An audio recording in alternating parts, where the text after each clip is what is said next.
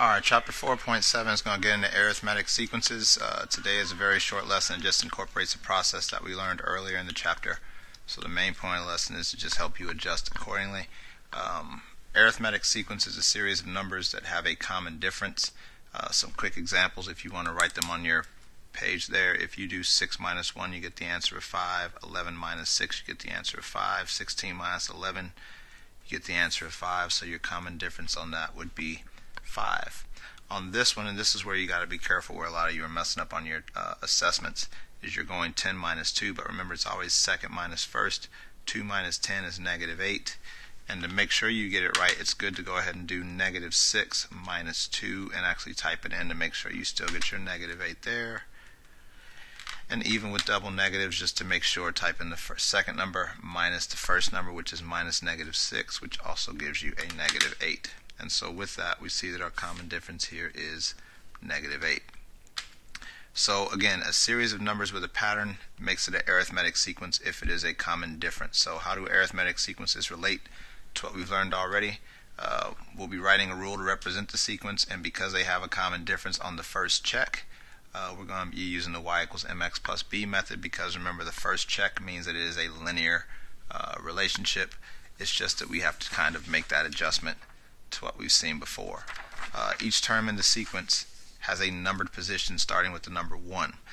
This allows us to view the sequence as a series of ordered pairs. So whereas we see it as just 5, 8, 11, 14, we could say that the first term is 5, and the second term is 8, and the third term is 11, and the fourth term is 14. And notice now this looks just like the rules that we've been doing in the other part. Again, once we visualize it correctly, everything else is the same as usual. Hopefully you're working on getting that skill under control, but that's really all it is once you do that, to create your rule for the actual sequence.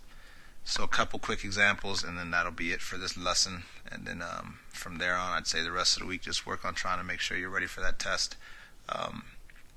Write a rule for the sequence, and then find the 35th and 56th terms. So what we're going to do here is think and take our time. Again, I don't want to rush to this, so I do 8 minus negative 47, which gives me a positive 55.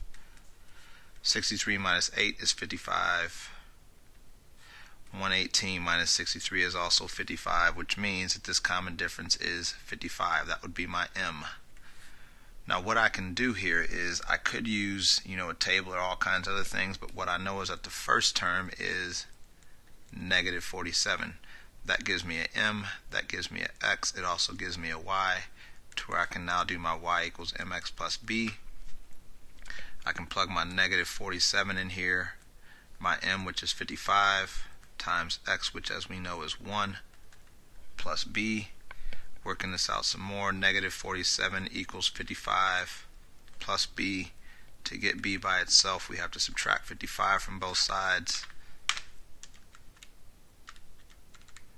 which gives us negative 102 for b.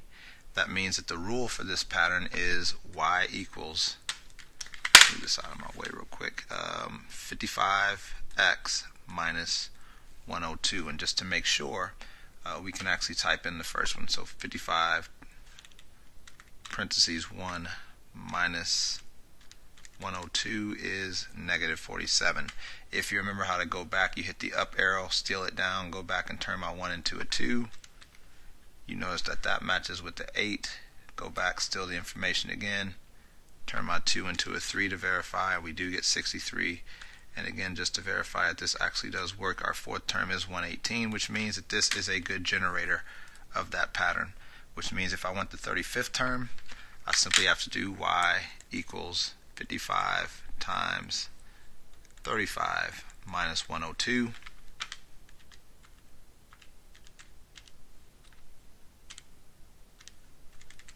which gives me the term 1823. If I want the 56th term, same thing, just turn 35 into 56. Because it's a 2-digit number, I can do this. Put a 56 in its place. That gives me 2,978. So the 35th term is 1823. The 56th term is 2,978. 278. And that's it. So again, the general work is the same. It's just a matter of the numbers are set up differently. Instead of having a bunch of ordered pairs, it's just the y values in this being the part of the sequence. Once you go to get your x or your m and x, or your y and your x, you use that as your first y, and because it's the first position, your x would equal 1. Alright? So again, it kind of gives you a chance to practice that skill of using the y equals mx plus b, which will help you for this Friday when you go to take your tests. So all these things kind of come into play today. Write a rule for the sequence again, then find the 41st and 63rd terms. In this case, 80 minus 26, actually it's not 26, it's actually not 80 minus 26, it's second minus first. I almost messed up on that. Would give me a negative 54, which means that this is going down by 54. If you're not sure, again, type in the second first, so negative 28 minus 26, which is also negative 54. And just to verify that the third one works, negative 82 minus negative 28, which again is negative 54. That means that my m is negative 54 because it matched on the first part. It means that I can use y equals mx plus b, and I can use the point 1 comma, because the first term is 80, I can put 1 comma 80 as my points, which means I put 80 in as my y, negative 54 for my m, 1 for my x, plus b. I then have to go back to this thing and keep going. 80 equals negative 54 plus b. In order to move this, I'm going to add 54 to both sides, getting 134 for the value of b, meaning that my rule is y equals negative 54x plus 134. Now trust that that works because we proved it last time that your m and your b do make the rule. If you want your 41st term, we just take and do negative 54 parentheses 41 because we want the 41st term, plus 134, which is negative 2080. And if we want the 63rd term, we simply turn that into a 63, getting the answer negative 3268.